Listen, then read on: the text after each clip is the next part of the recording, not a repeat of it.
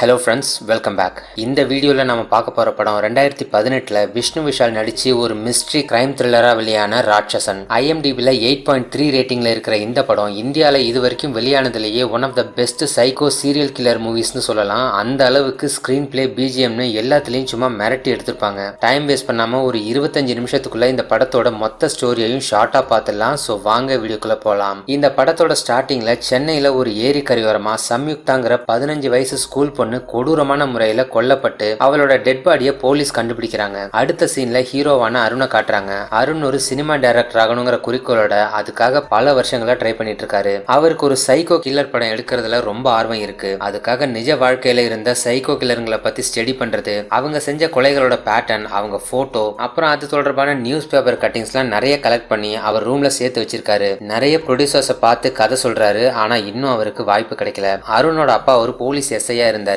ஒரு வருஷத்துக்கு முன்னாடி அவர் இறந்து போயிட்டாரு. டியூட்டில இருக்கும்போது இறந்து போனதால அந்த வேலை அருணுக்கு வர்றதுக்கான வாய்ப்பு வருது. அருணுக்கு இதுல விருப்பம் இல்லைனாலும் ஃபேமிலி சிச்சுவேஷன் சரியில்லாம அவர் அம்மா ஃபோர்ஸ் பண்ணதால வேற வழி இல்லாம போலீஸ் இன்ஸ்பெக்டரா இருக்கிற அவரோட மாமா ஹெல்ப்போட, அதாவது அவர் அக்கா ஹஸ்பண்ட் ஹெல்ப்போட எஸ்ஐ வேலைக்கு அப்ளை பண்ணி ட்ரைனிங்லாம் முடிச்சு போலீஸ்ல ஜாயின் பண்றாரு. டைரக்டர் ஆகணுங்கிற லட்சியம் ஒரு பக்கம் இருக்க, விருப்பமே இல்லாம அந்த வேலையை செஞ்சுட்டு இருக்காரு. ஒரு நாள் அமுதாங்கிற ஸ்கூல் பொண்ணு ஸ்கூல் விட்டு வீட்டுக்கு வரும்போது காணாம போயிட்டான்னு சொல்லி அவங்க அப்பா அம்மா போலீஸ் ஸ்டேஷன்ல வந்து கம்ப்ளைண்ட் பண்றாங்க. அந்த பொண்ணை யாரோ வீட்டுக்கிட்டே வச்சு கடத்திருக்காங்க. அதோட அவங்க வீட்டு வாசல்ல ஒரு கிஃப்ட் பாக்ஸ் இருந்ததா சொல்லி அதை போலீஸ்ல கொடுத்திருக்காங்க. அதுல ஒரு பொம்மையோட தலைய கண்ணா பின்னான்னு முகத்துல வெட்டி டேமேஜ் பண்ணிருக்காங்க. அருணோட மாமாவுக்கு 15 வயசுல ஒரு பொண்ணு இருக்கா. அவ பேரு அம்மு. அருண் அந்த பொண்ணு கூட ரொம்ப ஃப்ரெண்ட்லியா இருக்காரு. அம்மு படிக்கிற ஸ்கூல்ல விஜின்னு ஒரு டீச்சர் இருக்காங்க. அவங்க அம்மு மேல கம்ப்ளைண்ட் பண்ண பேரண்ட்ஸை கூட்டிட்டு வர சொல்றாங்க. பேரண்ட்ஸ் சேர்ந்து இதை மறைக்க அம்முவும் அருணை கூட்டிட்டு போய் இவர் தான் தன்னோட அப்பான்னு சொல்ல, விஜயும் இதை நம்பி அம்முவை பத்தி அவர்கிட்ட கம்ப்ளைண்ட் பண்ணிட்டு இருக்கும்போது அப்போன்னு பார்த்து அம்முவோட அப்பா அம்மா அங்க வந்துடுறாங்க.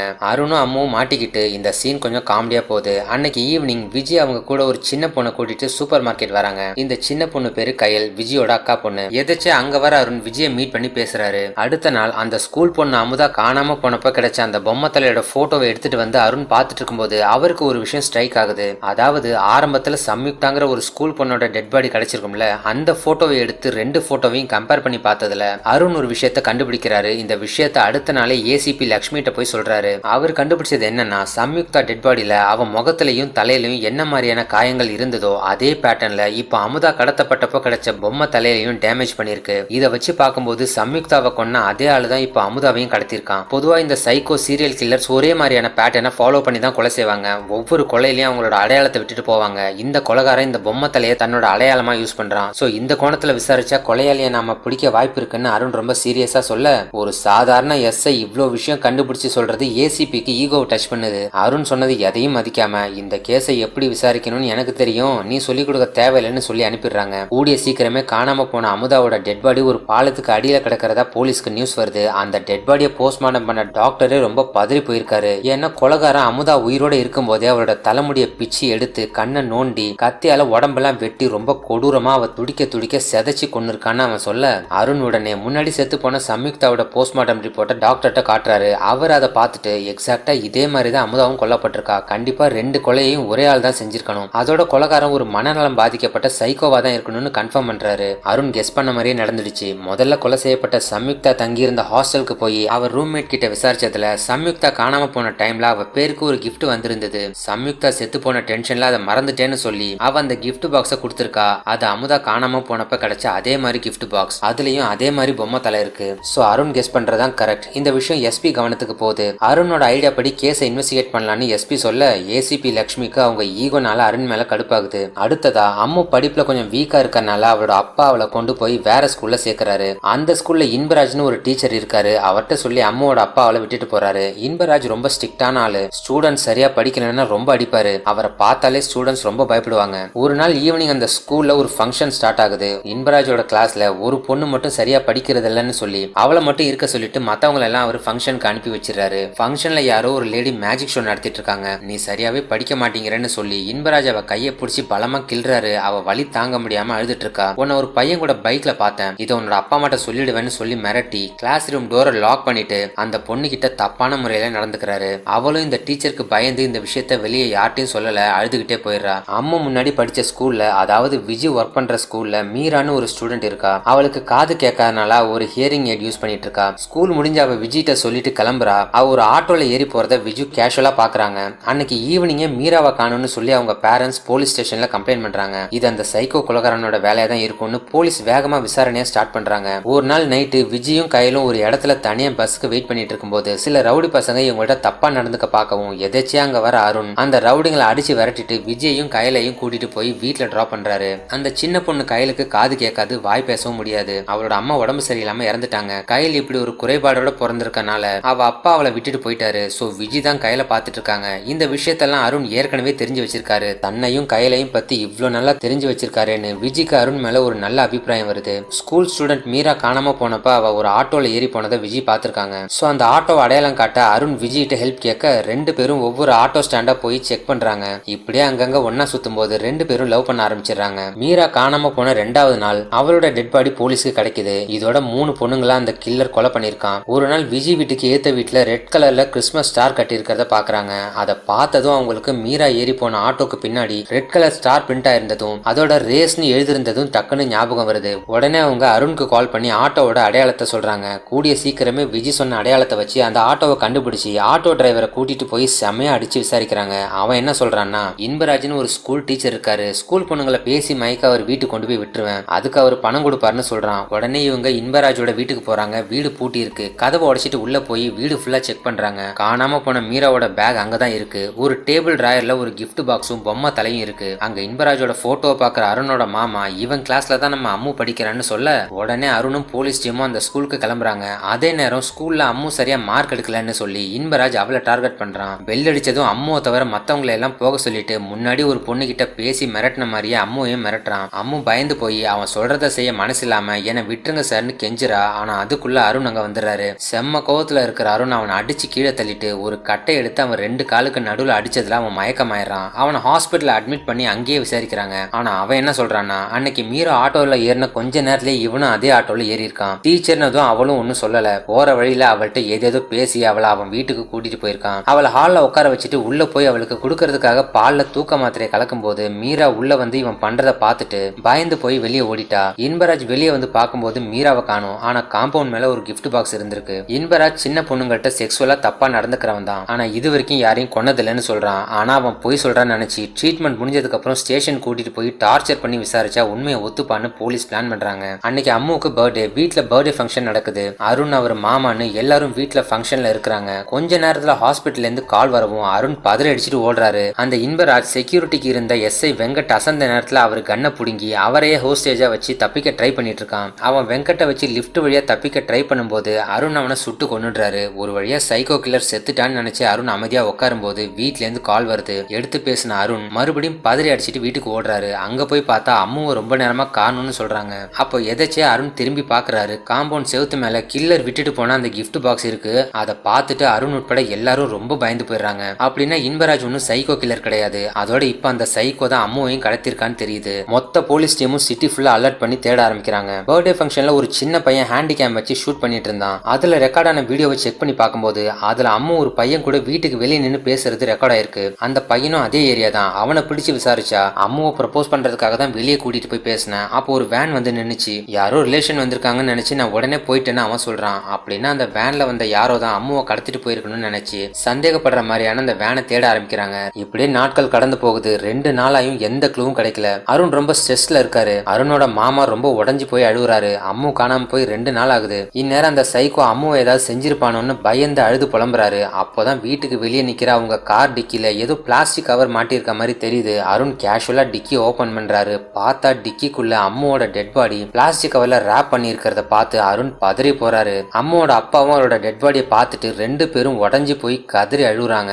அம்மு பிறந்ததுல இருந்தே அருண் அவளை தூக்கி வளர்த்திருப்பாரு. அவர் பார்த்து வளர்ந்த பொண்ணு இப்படி அநியாயமா கொல்லப்பட்டு இறந்து போயிருக்கிறத நினைச்சு அருண் அழுகுறாரு. இன்பராஜை எந்த ஆதாரமும் இல்லாம அரெஸ்ட் பண்ணி எஃப்ஐஆர் கூட போடாம சுட்டு கொன்னதுக்காக அருணை சஸ்பெண்ட் பண்றாங்க. அவர் மேல என்கொயரி வைக்கிறாங்க. ஒரு போலீஸ்காரனா இருந்து தன்னோட அக்கா பொண்ணு உயிரை காப்பாற்ற முடியாம போச்சேன்னு நினைச்சு அருண் ரொம்ப டென்ஷன் ஆகி பைத்தியம் பிடிச்ச மாதிரி வீட்டுல உள்ள பொருளை எல்லாம் போட்டு உடைக்கிறாரு, அழுகுறாரு. விஜய் தான் அவரை சமாதானப்படுத்துறாங்க. இது வரைக்கும் 4 பொண்ணுங்க இறந்து போயிருக்காங்க. இன்னும் கொலகாரனை பத்தின ஒரு சின்ன க்ளூ கூட கிடைக்கல. 4 பேரும் ஸ்கூல் ஸ்டூடெண்ட்ஸ்ங்கிறத தாண்டி வேற ஏதோ ஒரு விதத்துல சம்மந்தப்பட்டிருக்காங்க. அது என்னன்னு கண்டுபிடிக்க முடியலன்னு சொல்லி புலம்புறாரு. அப்போ விஜயோட அக்கா பொண்ணு கயல் அவ காதல இருந்த ஹியரிங் எய்டை எடுத்து அருணுக்கு மாட்டி விடுறா. அதுல இவ்வளவு நேரம் அருண் புலம்புனது ரெக்கார்ட் ஆகி பிளே ஆகுது. ப்ளீஸ் அழாதீங்கன்னு கயல் சைன் லாங்குவேஜ்ல சொல்றா. அப்போ விஜி இவ இப்படித்தான், இந்த ஹியரிங் எய்ட்ல ஆடியோ ரெக்கார்ட் பண்ற ஃபெசிலிட்டி இருக்கு, யாராவது பேசினா அதை ரெக்கார்ட் பண்ணி அதை திரும்பவும் பிளே பண்ணி ஸ்பீச் ட்ரைனிங் பண்ணுவா. இதை கூட என்னோட ஸ்டூடெண்ட் மீரா அவ வச்சிருந்த அதே பிராண்ட்ல ஆர்டர் பண்ணி வாங்கி கொடுத்தான்னு சொல்ல இப்போ அருணுக்கு டக்குன்னு ஏதோ தோணுது. அப்படின்னா மீராவோட ஹியரிங் எய்ட்ல இதே ரெக்கார்டிங் ஃபெசிலிட்டி இருக்குன்னு தெரிஞ்சுக்கிற அருண் உடனே மார்ச்சுவரி போய் மீரா டெட் பாடி கூட கிடைச்ச எல்லா திங்ஸையும் எடுத்து பார்க்க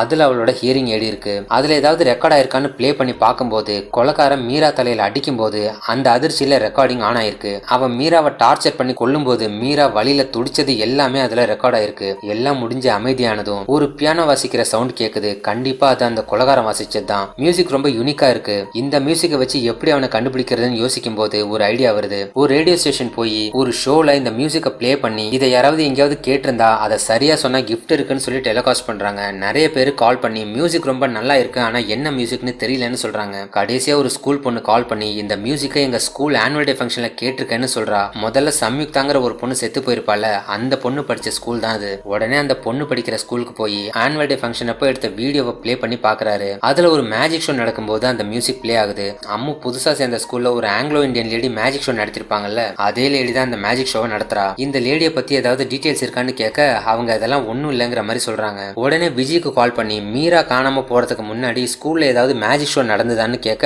அவங்க ஆமான்னு சொல்றாங்க. அப்போ ஷோ நடந்தப்போ எடுத்த வீடியோவை எடுத்து பாருன்னு சொல்லிட்டு அடுத்து எஸ்ஐ வெங்கட்டுக்கு கால் பண்ணி ரெண்டாவதா கொல்லப்பட்ட அமுதா ஸ்கூலுக்கு போய் அங்கேயும் மேஜிக் ஷோ நடந்திருந்தா அந்த வீடியோவை வாங்கி பாருன்னு சொல்லிட்டு அருண் வேகமா அம்மு படிச்ச ஸ்கூலுக்கு போய் விசாரிக்கிறாரு. அங்கேயும் மேஜிக் ஷோ நடந்திருக்கு. 3 ஸ்கூல்லையும் அதே லேடி தான் மேஜிக் ஷோ நடத்திருக்கா. ஷோ நடக்கும்போது அதே மியூசிக் பிளே ஆகுது. இதை வச்சு அருணும் அவரோட கொலீக்ஸும் ஒரு முடிவுக்கு வராங்க. அதாவது இது வரைக்கும் 4 பொண்ணுங்க கடத்தப்பட்டு கொல்லப்பட்டிருக்காங்க. கடத்தப்பட்ட பொண்ணோட ஸ்கூல்ல ஒரு நாள் இந்த ஓல்ட் லேடி மேஜிக் ஷோ நடத்துறா. முதல்ல மேஜிக் ஷோ மூலமா ஸ்டூடெண்ட்ஸ் இம்ப்ரெஸ் பண்றா. ஏதாவது ஒரு ஸ்டூடெண்ட்டை செலக்ட் பண்ணி ஸ்டேஜுக்கு வர வச்சு அவங்கள வச்சு மேஜிக் பண்ணி அந்த இன்ட்ராக்ஷன் மூலமா அந்த ஸ்டூடெண்ட் கூட க்ளோஸ் ஆகுறா. ஷோ முடிஞ்சு 2 நாள் வரைக்கும் அந்த ஸ்டூடெண்ட்டை ஃபாலோ பண்றா. 2வது நாள் ஸ்டூடெண்ட்டை கேஷுவலா மீட் பண்ணி பேசுற மாதிரி எப்படியோ கடத்திட்டு போயிடுறா. கடத்தின 2வது நாள் ஸ்டூடெண்ட்டை கொன்னு டெட் பாடியை வீசிடுறா. இதுதான் அந்த லேடியோட பேட்டர்ன். இப்போ அந்த லேடி வேற ஏதாவது ஸ்கூல்ல மேஜிக் ஷோ நடத்த கமிட் பண்ணிருக்காளன்னு செக் பண்ணி கண்டுபிடிச்சிட்டு அவளை பிடிச்சிடலான்னு அருண் தன்னோட பிளான சொல்றாரு. உடனே அவரோட கொலீக்ஸ் 4 பேரும் சிட்டில உள்ள எல்லா ஸ்கூல்லையும் விசாரிச்சதுல 2 நாளைக்கு முன்னாடி அந்த லேடி ஒரு ஸ்கூல்ல மேஜிக் ஷோ பண்ணிருக்கிறது தெரிய வருது.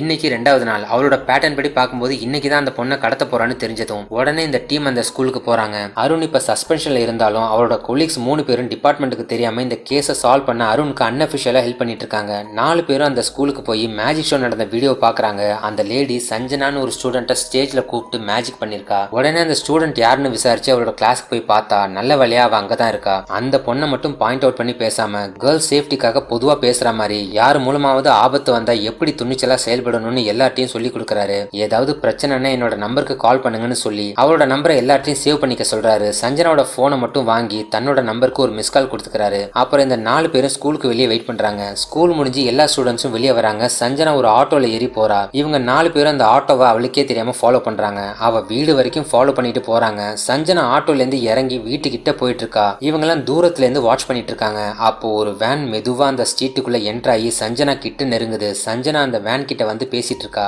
அந்த லேடி வந்துட்டான்னு சொல்லி அருண் கண்ணை ரெடி பண்ணி வச்சுக்கிறாரு. அப்போன்னு பார்த்தா அதே ஸ்ட்ரீட்ல சஞ்சனாவுக்கும் இவங்களுக்கும் நடுவுல ஒரு தண்ணி லாரி என்டர் ஆகி வழியை மறைச்சிட்டு நிக்குது. அந்த பக்கம் என்ன நடக்குதுன்னு பார்க்க முடியல. இறங்கி ஓடி லாரிக்கு அந்த பக்கம் பார்த்தா அந்த வேனையும் காணும், சஞ்சனாவையும் காணும். சஞ்சனாவை கடத்திட்டாலும் நினைச்சு பதறி போய் ஆளாளுக்கு ஒரு சைட் போய் தேடுறாங்க. யாரையும் காணும். அருண் எதுக்கும் சஞ்சனா வீட்டு கதவை தட்டுறாங்க. உள்ளே இருந்து அந்த பொண்ணு வெளியே வரா. இப்பதான் இவங்களுக்கு நிம்மதியாகுது. அந்த வேன்ல வந்தவங்க உன்ட்ட என்ன கேட்டாங்கன்னு அருண் கேட்க நீங்க யாருன்னு அவ கேக்குறா. என்னம்மா மறந்துட்டியா, நான் அருண், இன்னைக்கு உன் கிளாஸ்ல வந்து பேசுனேன்னு சொல்ல சாரி சார், நீங்க என்னோட சிஸ்டர் சஞ்சனா கிளாஸ்க்கு போயிருப்பீங்க. நான் சங்கீதா, நாங்க 2 பேரும் ட்வின்ஸ். அவ இப்ப ஸ்கூலுக்கு ஆப்போசிட்ல இருக்கிற மியூசிக் கிளாஸ்க்கு போயிருப்பான்னு சொல்ல மறுபடியும் டென்ஷன் ஆகுது. உடனே அங்க போய் பார்த்தா சஞ்சனாவை காணும். அந்த பில்டிங் வாசல்ல அந்த கிஃப்ட் பாக்ஸ் இருக்கு. சோ அவ சஞ்சனாவை கடத்திட்டா. அந்த ஓல்ட் லேடி இப்ப மயக்கமா இருக்கிற சஞ்சனாவை தன்னோட வேன்ல வச்சு கடத்திட்டு போயிட்டு இருக்கா. சஞ்சனா போன் நம்பரை வச்சு கண்ட்ரோல் ரூம்ல இருந்து அவ லொகேஷனை ஒரு எஸ்ஐ ட்ராக் பண்ணி அருணுக்கு இன்ஃபார்ம் பண்ணிட்டு இருக்காரு. அருண் அந்த சிக்னலை ஃபாலோ பண்ணி போறாரு. அந்த நம்பர் ஒரு குறிப்பிட்ட ஏரியா நோக்கி மூவ் ஆயிட்டு இருக்கும்போது சிக்னல் கட் ஆகி அதுக்கு மேல ட்ராக் பண்ண முடியல. இருந்தாலும் அருண் அந்த ஏரியாக்கு போயிடுறாரு.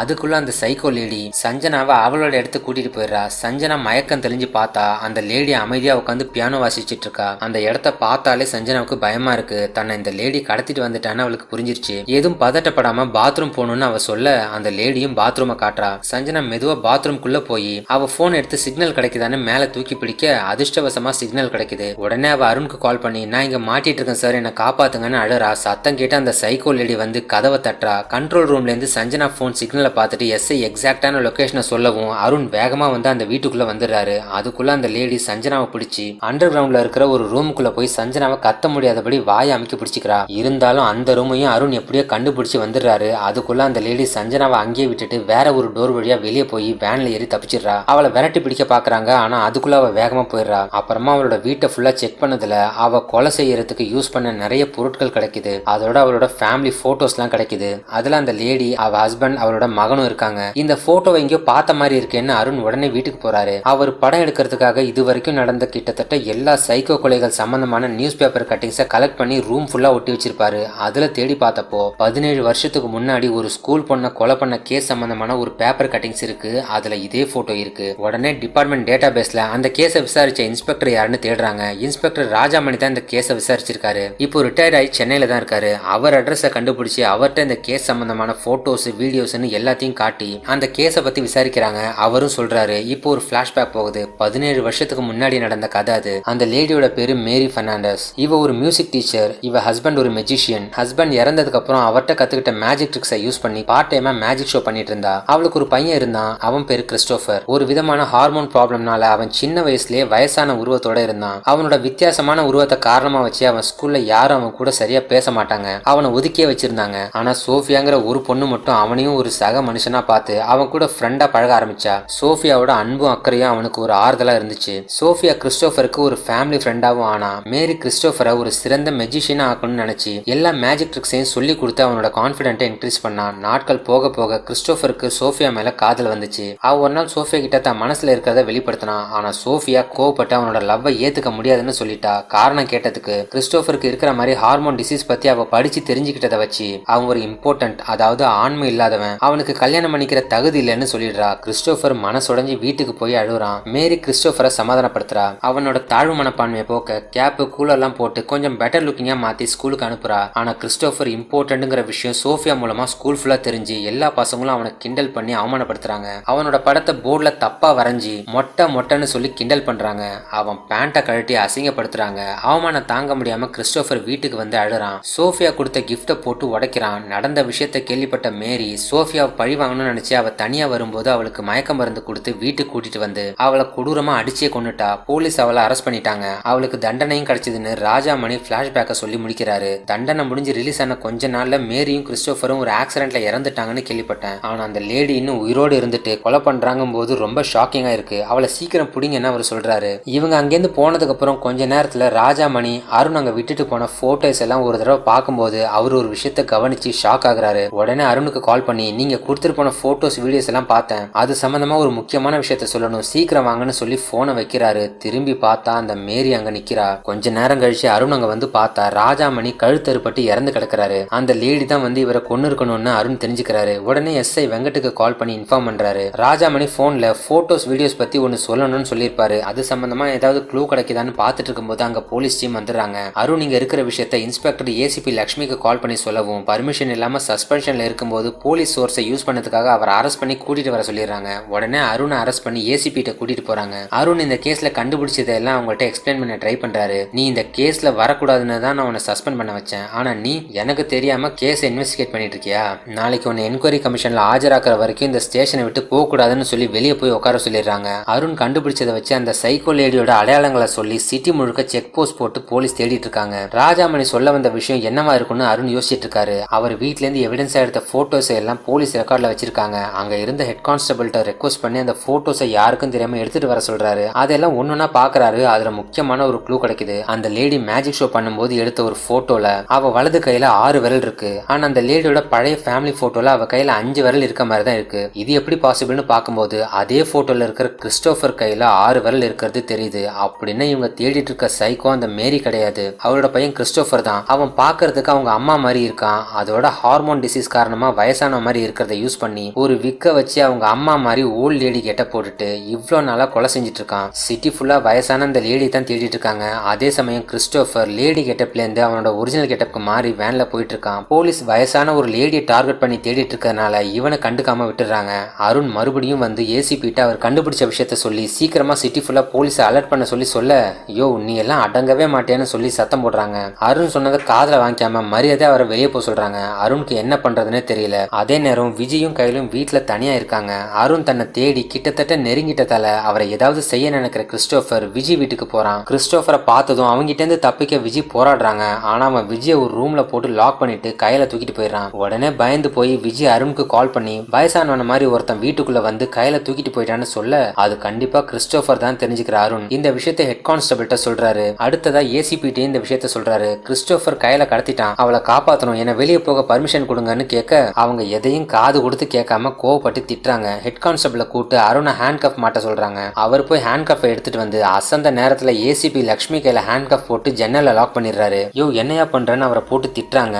அவங்க போன் எடுத்து தூரமா வச்சுட்டு அவங்க கன் எடுத்து அருண்கிட்ட கொடுத்து நீங்க போங்க சார், இந்த மாதிரி ஈகோ பைத்தியங்களை தெளிய வைக்க முடியாது, என் வேலையே போனாலும் பரவாயில்ல, நான் ஜெயிலுக்கு போனாலும் பரவாயில்ல, நீங்க போய் குழந்தைய காப்பாத்துங்கன்னு சொல்றாரு. அருணும் கன் எடுத்துட்டு வெளியே கிளம்புறாரு. அதே நேரம் வெங்கட் சிட்டி ஃபுல்லா பைக் எடுத்துட்டு அந்த ஓல்ட் லேடியை தேடிட்டு இருக்காரு. இவர் போற அதே ரோட்ல அந்த கிறிஸ்டோபர் வேன்ல போயிட்டு இருக்கான். ஆனா அவன் தான் கொலைகாரன்னு வெங்கட்க்கு தெரியல. அவன் வேன்ல பேக் டயர் லூசா இருக்கிறத கவனிக்கிற வெங்கட் வேனை நிப்பாட்டி டயர் லூசா இருக்கு பாருங்கன்னு சொல்ல கிறிஸ்டோபரும் இறங்கி போய் அதை டைட் பண்ணிட்டு இருக்கான். அப்ப அருண்ட இருந்து வெங்கட்டுக்கு கால் வருது. நம்ம தேடிட்டு இருக்க சைக்கோ கில்லர் ஓல்ட் லேடி இல்ல, ஒரு ஆம்பளை, அவன் பேரு கிறிஸ்டோபர், பார்க்க வயசான மாதிரி இருப்பான், கையில 6 விரல் இருக்குன்னு சொல்ல அப்போதான் வெங்கட் கிறிஸ்டோபரை கவனிக்கிறாரு. அவன் கையில 6 விரல் இருக்கு. உடனே வெங்கட் கண்ணை எடுத்து கிறிஸ்டோபரை பாயிண்ட் பண்றாரு. அவனை கன் பாயிண்ட்ல நிக்க வச்சு வேனை செக் பண்ணா பின்னாடி கையில் தூங்கிட்டு இருக்கா. உடனே அருண் கிட்ட நான் கிறிஸ்டோபரை பார்த்துட்டேன், சீக்கிரம் வாங்க, நம்ம மார்ச் வரைக்கும் பக்கத்துல தான் இருக்குன்னு சொல்ல யோசிக்காம அவனை சுட்டுருங்கன்னு அருண் சொல்றாரு. ஆனா வெங்கட் ஷூட் பண்ணாம கிறிஸ்டோபரை பிடிச்சிடலான்னு நினைக்கிறாரு. ஆனா கிறிஸ்டோபர் அவன் மேஜிக் ட்ரிக்ஸை யூஸ் பண்ணி வெங்கட்டை டைவர்ட் பண்ணி எப்படியோ அவர்கிட்ட இருந்து கண்ணை பிடிங்கி அவரை ஷூட் பண்ணி கொன்னுடுறான். சத்தம் கேட்டு கண் முழிச்சு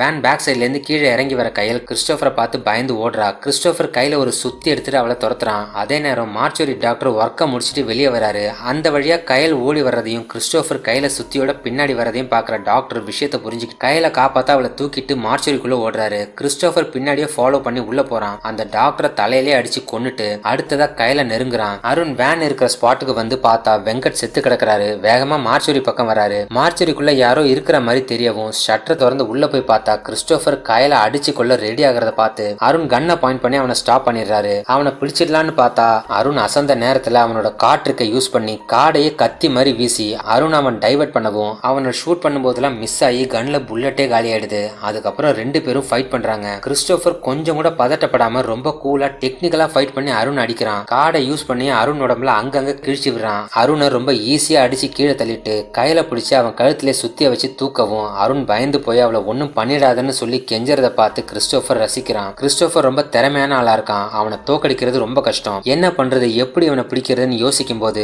அருணுக்கு ஒரு ஐடியா வருது. கிறிஸ்டோபர் ஸ்கூல்ல படிக்கும்போது ஸ்டூடெண்ட்ஸ்லாம் அவனை மொட்டைன்னு சொல்லி கிண்டல் பண்ணி அவமானப்படுத்திருக்காங்கன்னு ராஜாமணி சொல்லியிருப்பாரு. கிறிஸ்டோபரை டைவர்ட் பண்ண அருண் அவனை பார்த்து மொட்டைன்னு சொல்ல அந்த வார்த்தையை கேட்டதும் கிறிஸ்டோபருக்கு கோவம் வருது. அவன் கவனம் செதறுது. கையில விட்டுட்டு அருணை டார்கெட் பண்றான். அருண் எதிர்பார்த்த மாதிரியே நடக்குது. கோவத்துல நிதானத்தை இழக்கிற கிறிஸ்டோபர் கண்மூடித்தனமா அருணை அட்டாக் பண்ண வரான். இதுதான் சமயம்னு அருண் அவனை ஈஸியா அடிச்சு கீழே தள்ளிட்டு கையில கிடைக்கிறதெல்லாம் எடுத்து அடிக்கிறாரு. இருந்தாலும் எப்படியே சமாளிச்சு கிறிஸ்டோபர் ஒரு கம்பி எடுத்து அருணை குத்திட்டு அடுத்ததா கையில சுத்தியாலே அடிக்க போக அருண் அந்த கம்பி எடுத்து கிறிஸ்டோபர் கழுத்திலே குத்தி கொன்னுடுறாரு. அதே சமயம் அருணுக்கும் தலையில அடிப்பட்டதுல மயங்கிடுறாரு. கண்முழிச்சு பார்த்தா அருண் ஹாஸ்பிட்டல்ல இருக்காரு. சைக்கோ கொலைகாரன் கிறிஸ்டோபரை ஏசிபி தலைமையிலான போலீஸ் டீம் சுட்டு கொன்னுட்டதா நியூஸ்ல வருது. எல்லாத்தையும் அந்த ஏசிபி செஞ்ச மாதிரி அவங்க பேர் வாங்கிட்டாங்க. இவ்வளவு செஞ்ச அருணுக்கு ரெகக்னேஷன் கிடைக்காம போயிடுச்சு. இருந்தாலும் அருண் கவலைப்படல. அப்போ ஒரு ப்ரொடியூசர் இருந்து அருணுக்கு கால் வருது. இப்போ கிறிஸ்டோபர்னு ஒரு சைக்கோவை பத்தி பரபரப்பா பேசிட்டு இருக்காங்கல்ல, அன்னைக்கு நீங்க சொன்ன சைக்கோ கதையை இப்ப படமா எடுத்தா நல்லா இருக்கும்னு தோணுது, நாளைக்கே உங்க ஸ்கிரிப்ட கொண்டு வாங்க பேசுவோம்னு சொல்ல சினிமா டைரக்ட் பண்ணுங்கிற அருணோட ஆம்பிஷன் கடைசியா நிறைவேற போகுதுன்னு அருண் சந்தோஷப்படுறாரு. அண்ட் இதோட இந்த படமும் முடியுது.